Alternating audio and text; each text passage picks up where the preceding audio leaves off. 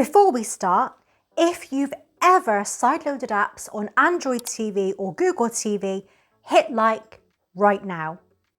Because apps are quietly disappearing. Google has finally explained why. And later in this video, I'll also explain what your options are if you're completely fed up with Google and Amazon restrictions altogether, including alternatives that don't rely on either platform at all. This isn't a bug, it isn't random, and once you understand what's changed, a lot of things will suddenly make sense.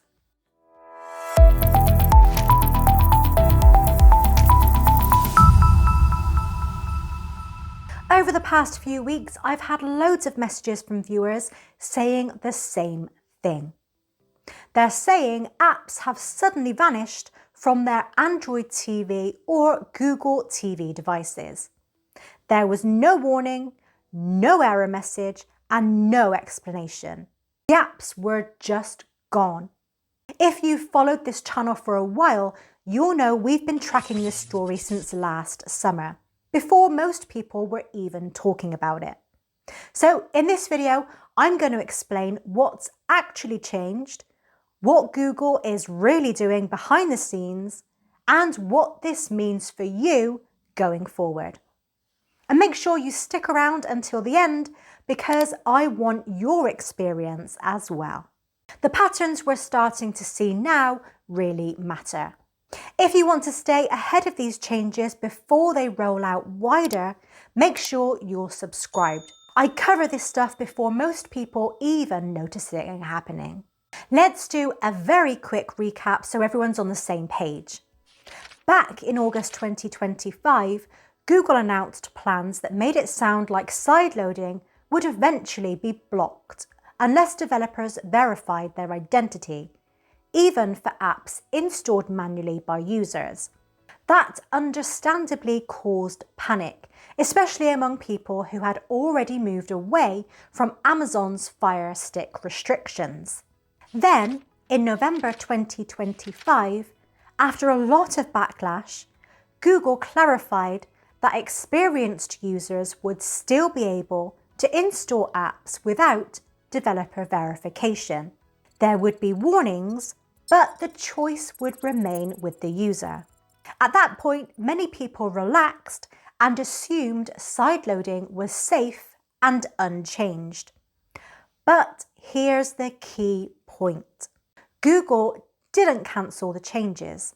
They changed how enforcement works. Fast forward to early 2026, and we're now seeing the real-world version of this new system. Here's what many users are experiencing. Apps install successfully. They may work perfectly fine for hours or even days.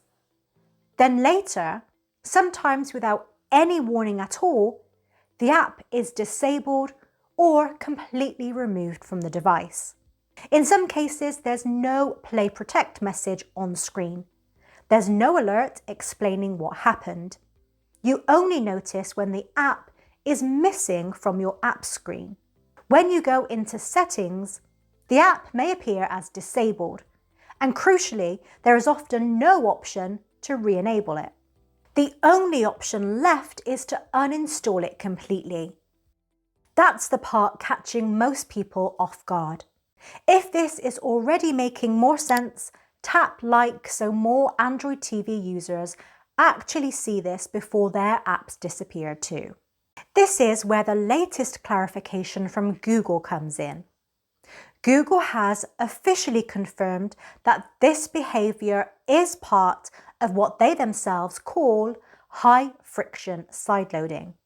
That's Google's wording, not speculation.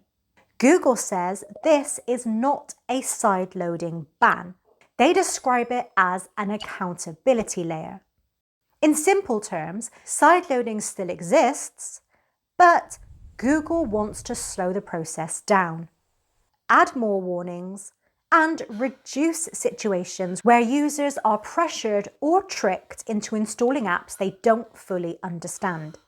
So instead of blocking installs outright, Google is using repeated warnings, additional confirmation steps, background scanning, and in some cases, enforcement that happens after the app has already been installed.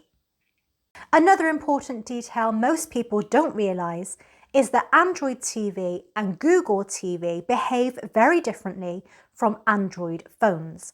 Google treats TVs as shared household devices. They assume multiple users, less technical knowledge, and a higher risk of accidental installs.